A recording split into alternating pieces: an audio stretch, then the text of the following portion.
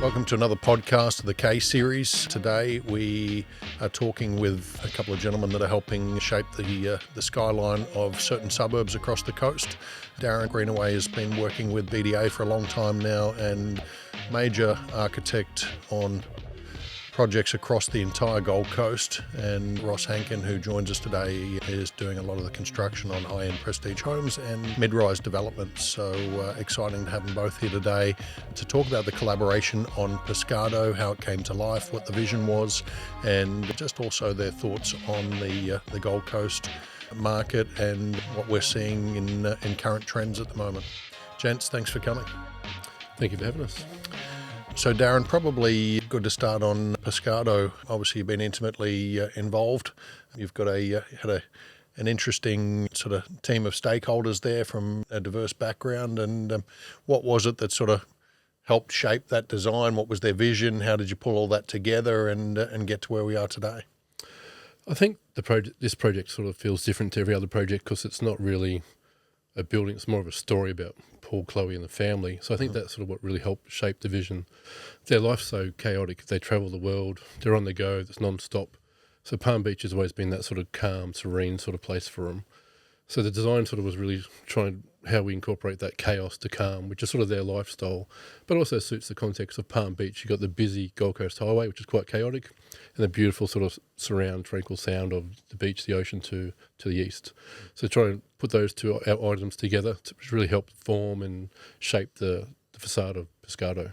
Yep, great. So you've there's a team of people that have sort of been involved in this, and I think when we had a look at the development itself, which is a common theme, they've built something, or they're designing something to build that really is not sparing any expense, and is probably not typical of what you would do in those locations, because commercially it probably doesn't work from a sales point of view in how much we put there for so few apartments. But obviously this is going to be their home, and that has sort of shaped it, and I think with Ross as well, being the builder there, and a big endorsement, looking to make that your home too. So, yeah, what do you want to tell us about that?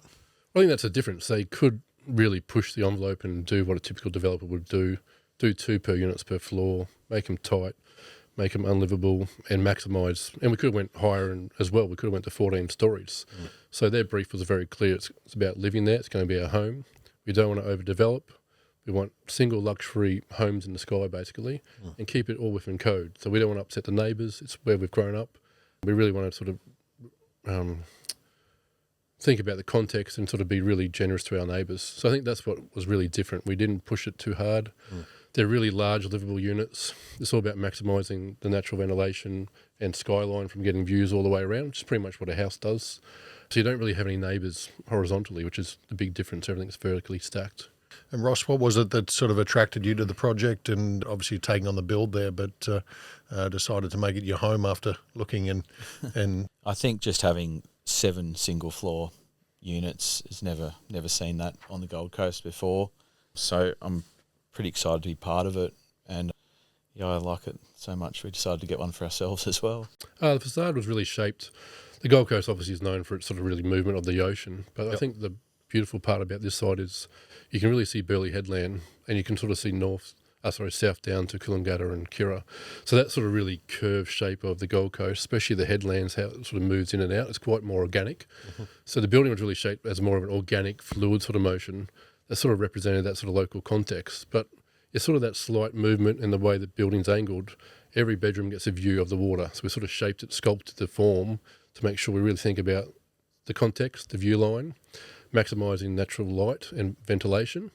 But it's just that simple movement of the facade makes it feel quite sort of fluid, a very organic sort of natural architecture. And it's interesting, like you look around and you probably know more than most, but you look around the skyline and you tend to see a lot of variations of the same thing. So it's nice to see these things that are taking shape that are somewhat different and unique in their style and design. That's a big thing. We don't really want to follow trends, which everyone else is doing. Yep. We really want it to be site-specific, so really try and relate that organic nature of the facade to the context of Palm Beach. So that the way the building's shaped, it's relating to like the headland or the the privacy or the neighbouring context or the shape of the beach in front of us. So it's more of a site-specific relation to the form rather than just shaping the form for the sake of a curve. Mm-hmm. So Darren, let's probably talk around some of the features there, like the amenities, the red bricks. There's a lot of sort of key features there that make it quite unique in its architecture and its look and feel. The big thing for us was really create a timeless sort of enduring architecture, and that comes down to the form, and the big thing is the material palette. So Chloe and Paul have travelled the world. They love, especially through Spain and other parts of Europe, there's a lot of brick, especially travertine. You see through Italy, there's a lot of travertine that's been there for thousands of years. So we really want this sort of more enduring materiality palette that sort of would last at Pescado. So the whole base of Pescado is this red brick, so which a lot of the old houses early on in Palm Beach had the red brick or brown brick. So try and reference back to the early, where we all grew up in the sort of Palm Beach houses, which are more of a brick base, to make it feel a bit more residential and feel like it's part of the context. Mm-hmm. And as you move through the lobby space, you get that more natural stone of the travertine, get that sort of creamy travertine and the pink travertine, and they're just beautiful, timeless materials. They feel good on your feet. People just love the touch of them. It's just, it will never date. It'll be there for another 100 years and you never have to replace it. It's just, and that's what Chloe and Paul always said. We want materials that are timeless, that we never have to replace ever again. And they kept referencing places overseas in Europe because they're very timeless buildings. And we wanted this Pescado to be the same. Everywhere from the exterior architecture flowing into the internal architecture. There's a lot of travertine used through the wellness areas because they're all sort of hard-wearing, enduring. Plus they add a lot of warmth to the architectural spaces as well. Probably just being able to bring to life what the design team draws initially, bring it all together, make sure the architect's vision is captured and the owners have something that they're happy to live in and enjoy for the rest of their lives. Essentially, the brief is sort of to create houses in the sky. Like these things are 335 square metres, so they're a really generous size for a beachside apartment. And obviously that's probably one of the things that's attracted you to it as well. And Darren's team here have also done all your interiors there, which are quite unique. So coupled with what we've put through all the amenities now, it's quite a fantastic offering for the market and far above what I'm seeing in any competitor product in that area. I mean, 6 neighbours, it's a very boutique development. I don't think you'll ever see one like that again. I don't think so either, because most of the other developments you see in Palm Beach, 2 per floor, there's 12 to 14 minimum apartments per apartment block to make them stack up. And your point before about the setbacks from the boundary, getting all that natural light in, the built form doesn't take up as much of the block as it could, which is nice for the neighbours and also the owners of the apartments. I think that's a big difference. We're really trying to respect the neighbours, the local Palm Beach context, because we know there's a lot of development down there. It's getting, don't want to say the word overdevelopment, but everything's been pushed to the boundaries. So this is quite, I think it's quite relaxed. It's quite a fair development. It's not pushing it. And like you said, the apartments are huge already. So I think that's what's nice about having Ross, like who's delivering super high-end houses, which is a different level to a commercial builder doing high-rises. So, and these are individual houses, basically. You've got 7 individual houses, which Ross's team can deliver very successfully. So we know the level of quality that Ross's team's going to deliver will be a very high standard of product. Yeah, so essentially you're bringing the finishes that you would normally put into some of these high-end homes, and I know you've got some developments on Hedges at the moment that you're doing. You've got Prestige Homes. I think you're working on about 12 sites at the moment, is it? Yeah, spread across the coast, and it'd be good to give each owner of these apartments the same experience someone gets on just a one-off high-end home, which we're going to deliver for them. I think the other nice thing about the project is we've worked closely with yourself. With the floor plans, it's all about, the whole project is about collaboration. If we all can't work together to deliver a high-quality, successful project, there's no real point being involved in a project. So I think that collaboration is very key to a successful development. I think everyone here today is really working hard to make this a very high-quality, unique development that's not just Palm Beach, but for the Gold Coast as well. Yeah, look, it's interesting from our perspective. We try and get involved as early as we can, just to provide feedback around plans, designs, amenity, car parking ratios, basements, ceiling heights, all the things that we see at the coldface that buyers want in order to maximise yield for developers, but also improve the overall experience and saleability of the product for everyone. So it's great when we can sit down collectively and work through that and try and get an outcome that achieves what you're trying to do from a design perspective to meet a developer brief, or you're trying to do to be able to build it efficiently and on budget, and what we're trying to do to be able to maximise yield and saleability with everyone. And we've done that quite successfully on a lot of projects at the moment. And even when you look now at how we're working through some down through Miami, we're doing stuff in Broadbeach, so doing stuff that we're collaborating on quite regularly, and being able to do that has seen some really strong sales results and product that is now being delivered that will stand the test of time and is performing well with capital appreciation for those that are jumping in.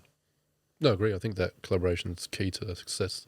I think, the wellness centre for this project is really huge as well. A lot of people put in token wellness centres, but having the whole ground floor, gymnasiums, like your ice bath, your saunas, your large pool, your barbecue area, that is a whole floor plate at the ground plane, which is used for 7 residents. Like it's you don't see that on too many other projects here on the Gold Coast or even in Queensland that I'm aware of.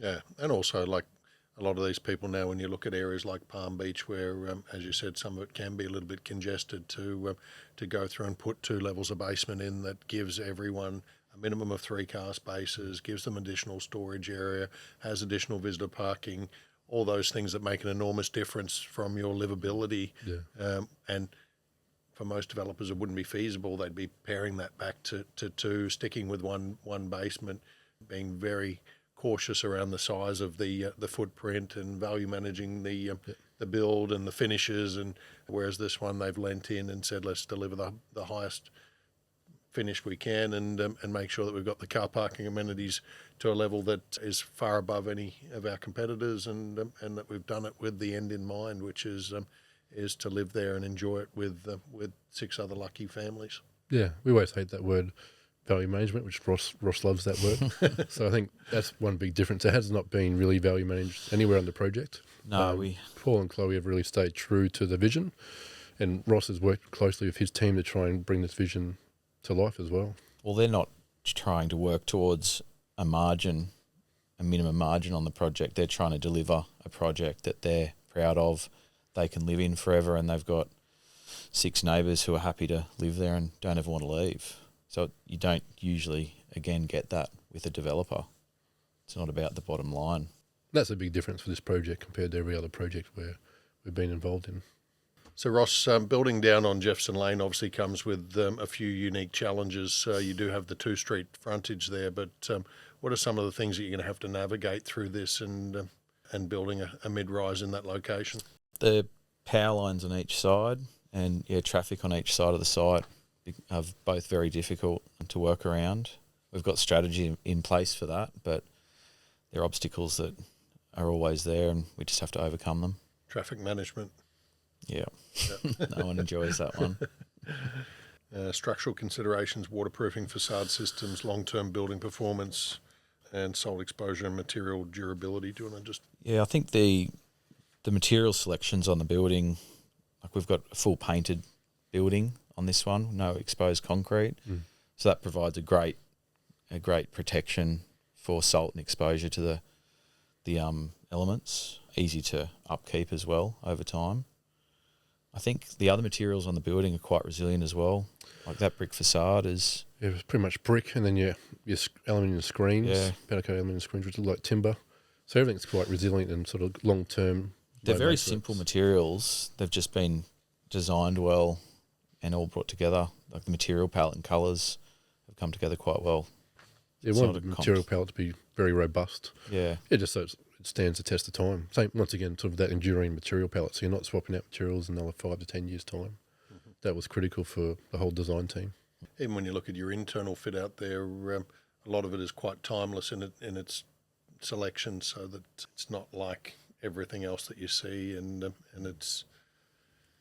Yeah, I think in 5, 10, 15, even 20 years' time, you're going to look at it and it's not going to date, which is interesting. So it's a unique selection that we're not really seeing that colour palette pulled together. So yeah, exactly. The plan is just hopefully in 10, 15 years' time, you might just change your furniture.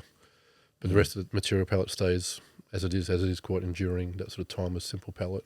I think if you can keep it more simple and refined and just like 3 key tones of materials, we find it won't date. It's obviously they're all unique in what they are, but trying to keep it a very simple palette. And Ross, you're choosing to live down at Palm Beach. What is it that's really driving that area that in your mind? Because there's a lot of development going up down there now. I think the access to the highway, it's got amenity close by. It's just a great place on the coast, in my opinion. I've always loved the Palm Beach southern areas on the coast. Seems like there's a lot of young families and younger kids around that area as well. Especially down Jefferson Lane, when you go there on the weekend or after school, there's always kids riding scooters down Jefferson Lane or walking along there or riding their bike or walking their dog. Like, there's a real good community in that one street in Palm Beach. It's amazing how it's such a strong, small community, but that street goes for a long time. Like, it's quite amazing. I look at the maps where my kids are on the weekends, and they're always around Jefferson Lane, riding their bikes around that area. So it seems like everyone just gravitates towards that zone on the coast. I think you have a big difference with Palm Beach now is there's restaurants. It's definitely more of a trendy place than what it used to be many years ago. So it's definitely evolving. There's places to eat. You can walk everywhere. It's like its little micro village within the Gold Coast. There seems to be a lot of sales coming from within the suburb as well, so people coming out of bigger homes and downsizing to apartments and still staying sort of true to their roots there. I know that was a big thing for Paul, that he'd sort of grown up in that area and wanted to stay there, and when the houses came up, he seized the opportunity, and that's they just love that location, and that's someone that could essentially live anywhere. Yeah, it's a nice spot around there. It's good to see Palm Beach are very local. They love where they live, and they generally don't like to move, even though it's developing and evolving. But at that sort of microclimate, they still love the grain of Palm Beach. And it looks like there's quite a few new restaurants and developments coming in that'll add a lot more of that feel around the place down there. So what's exciting you the most about bringing all of this to life now? Just want to see it happen, get it finished. I want to see it come to life and stop looking at it on a page and on renders. I think probably seeing it finished, seeing Paul and Chloe in their home, and seeing people enjoy the units will really bring us a lot of satisfaction. Yeah, very rewarding. Yeah. I think that's a big difference. Like, we'd work on a lot of developments through the Gold Coast, as everyone is aware. But I think we spent a lot more time on this project because it's so much more personal. Yeah. They've looked at every floor plan, every material selection from the ground plane to their penthouse, so that they're really across the whole project. And it's more about it's like I was saying before, it's about you designing individual houses. So we spent a lot of time to make sure the floor plate as well as the spaces work really well. It's not just like another development where it's all about efficiency and making it work. This is more about the livability of each apartment. So I guess what do you hope they feel when all of these new residents are moving into Pescado? I just hope they feel like it's their home. They walk in and they just feel relaxed, like you feel safe. You know, when you get home, you sort of just relax, you're calm. You can sort of just get into lobby space. You can look back west, look out at the beautiful hinterland, then look right, look down to the ocean. But just you feel like you're in a nice big open space, and there's lots of natural light and ventilation coming through the apartment. So you feel like you're at a home. That's what I really hope they get out of it. The other one, I reckon we've probably challenged every floor plate and layout on this job a lot more as well, given it's Paul and Chloe's home. Yes. Normally you'd get a set of plans, run it by you guys, you pick through a few things and make a few changes, but we've looked at every single option you could possibly have with the layouts with them. So we've really challenged it to make sure it does feel like it is as good as it possibly can be, which is pretty important, I think. Yeah, I think just having the soft curves in some of the interiors just helps create a bit of warmth and texture, and just a lot more planes of wall. So there is a great opportunity to have artwork as well. Like, instead of just being another hallway, it's about having art or displaying for family photos. There's a lot more opportunity to make it feel like an actual home rather than just the building feels like artwork itself. So it's like, in its use of materials, and it's quite unique, and it's got a really nice warm palette inside, and so it's as we've said before, it's timeless in its design and will feel for most people like a home. Yeah. What sort of time frame were you looking at to deliver this in regards to build program? It's about 21 months. Yep. At this stage. So not too With bad. everyone cracking the whip on you. Yeah. 2028 we should be done, mid 2028. Perfect. And you're about to start? Yeah, looking at demo end of this month. Yep. Early April. So yeah, we're just working through a few things with traffic permits and things like that. But we'll get it kicked off soon. And anything challenging with this particular job, or anything that... It's the things we can't control. It's the weather, neighbours, traffic, all those things that are fairly common. Everything else that we can control isn't too bad from our end. And you got a few other prestige product that you're focused on at the moment. I've seen signs sort of pretty much plastered around the Gold Coast these quite days. a few popping up. It feels like we're everywhere at the moment. They're all things that we've been working on for quite a few years though, so we didn't just come out of nowhere. No. So you got some really high-end product through Mermaid Beach. I've seen some signs down there. Yeah, we've got three projects on Hedges Ave at the moment that we've started. Another one starting up there. Single dwelling, high-end home, a luxury development on the beachfront, and then you got another duplex pair by the looks of it. So, yeah. And then 9 other projects that I was aware of as well. So yeah. Work through them all slowly and get them done. And then out of all that, you've chosen to live in this one. Yeah, I mean, it's a pretty special building though. Again, I can't see a developer repeating this again. So so I want to be part of it. And I think that's probably an interesting point, is that I sat down when I got involved and we looked through all the plans and concepts and we explained to them what we felt they needed in order to, one, make sure that they were saleable, but two, to maximise the long-term value. And I did sit with them and said, if you are doing this to make money, probably pull up stumps now and stop, because the margin in this is like there's really no margin in this from a development perspective, and it's more around, I said, you'll get through it and you'll end up with your own home there, but you're not going to actually make a lot of money out of this, if any. And they said that's not our intention. We want to deliver stuff at fair market value for really high-end quality product for 6 other people that we want to live with.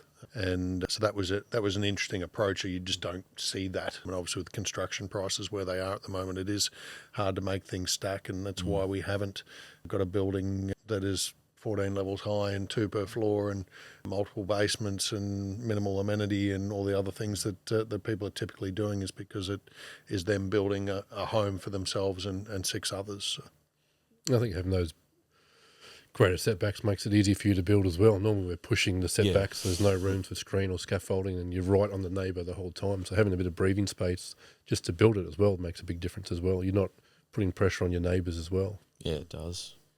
That extra basement is a godsend as well. A few extra car parks for everyone. It will be when you're living there. Yeah. Anything else you want to cover, gents? Or No, I think we've covered majority of it. Yeah, like we keep saying, I think it's different to every other project, because it's all about, it's their home, but they see every apartment as if they want to live there as well. So everything's been really crucified and justified, and we've gone through every millimetre of the project, and we could have squeezed it more, but they really want these to be really livable apartments that people will enjoy living there. So I think that's, we spent a lot more time than any other project we ever have to make sure it's right for them and whoever buys in there. And Ross has gone through all the plans in detail as well, obviously living there. So we've really tried to maximise every space we can. I think the big thing really is the full floor, just getting natural light around the whole perimeter of the building is a huge win, rather than having a wall down the middle and not having light. I think that it just makes people feel happier. Yeah, so look, I think one trend that we have seen a lot lately is these people moving out of large homes, whether it be on the river, the canal, even on the beach, others that are migrating up from interstate or buying secondary residences and into apartment living. And now it seems to be that more affluent buyer that is coming up here, and they're not wanting to compromise on size, and they're wanting something that feels like a home in the sky. So there's a lot around privacy, security, amenity, ceiling heights, car parking ratios, all the things that we've discussed there to ensure that they don't feel like it's a downsize. It's more of a right size. Is that sort of the brief that you're getting now from quite a few developers? Yeah, pretty much. It's all about, when you said privacy, security is a big one, safety before the crime that's been not just on the Gold Coast but everywhere at the moment. That's really a big factor for people moving out of houses into apartment building. They feel safer being a bit more vertical, a bit more at a higher level.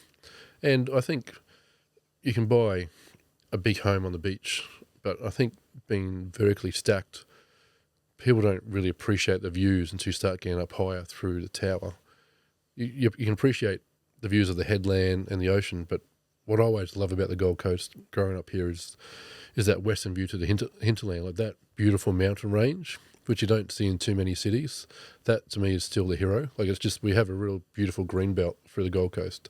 In a house, you wouldn't really appreciate that. Being on the upper levels of apartment, you're getting the green and the ocean. I think that's a big selling point from rather than being on the ground. And you just no maintenance. You're not looking after a yard, and you got a full community facility there that you can use any time. You don't have to go to the gym. You can just stay at home. Everything can be stayed at home. I think that's a big difference in what sort of we see the shift on the Gold Coast at the moment. Yeah, a lot of them are trying to create those communities where they do have everything at their fingertips, and the buildings that are performing best are the ones that obviously encompass all that into the design and amenity, and everyone's a bit more health conscious. And then you've got that ageing population that are now accessing their super, relocating up here, selling out of work, focusing on living, lifestyle, enjoying it. And that's actually the demographic of some of the deals that we've already done in the building. So I think that really caters to all of those areas. Yeah, like you're saying before, like car parking, like you pull into a basement and it's secure straight away, and you're getting 3 cars. Most houses you get a double garage, and you're getting excess storage. So it's those little things that are making a big difference to people wanting to live into apartment living now. I think the storeroom in these is almost as big as a car park. So it's huge. Yeah, it's usually you use your spare third car space for all your bikes and all that sort of rubbish. So, gents, thanks for coming in, sitting down, and having a conversation. Obviously, we've only got one that we're looking to sell now, with Paul and Chloe wanting to retain the others until we're near completion. So I think for anyone looking to get in, they need to probably move relatively quickly. But the intent there is now that we will obviously turn soil in the next month and sell one more out, and then retain what's left until we get to the end. So if anyone's listening and they've got any interest, then I encourage them to reach out sooner rather than later, because the remaining stock as we near completion will obviously be priced significantly higher.